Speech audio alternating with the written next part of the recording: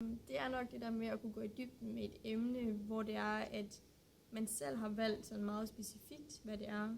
For eksempel her, når man går i skole, så har man mange forskellige fag, altså alt fra oldtidskundskab til fysik og samfundsfag og sådan noget, mens her, så får man ligesom et mere konkret emne, eller mere sådan, ja, indsnævret emne.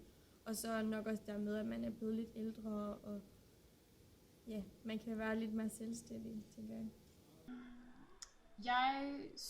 Jeg glæder mig helt klart til, at det bliver indsnævret mere, hvad det er, jeg finder interessant. Fordi det er det for det første blevet her i gymnasiet, hvor det er sådan blevet indsnævret til musik og drama, som jeg synes er spændende. Men der er stadig en masse andre fag, som jeg også synes er spændende, men ikke helt så spændende, hvor at jeg føler, at på en videregående uddannelse, der snæver man det endnu mere ind, så det bliver endnu mere, hvad man synes, der er ekstremt spændende, og man gerne vil beskæftige sig med. Nu har man ligesom gået i skole i næsten 13 år efter folkeskole og direkte på gymnasiet og så videre. Og en videregående uddannelse er meget anderledes for sådan den skolegang.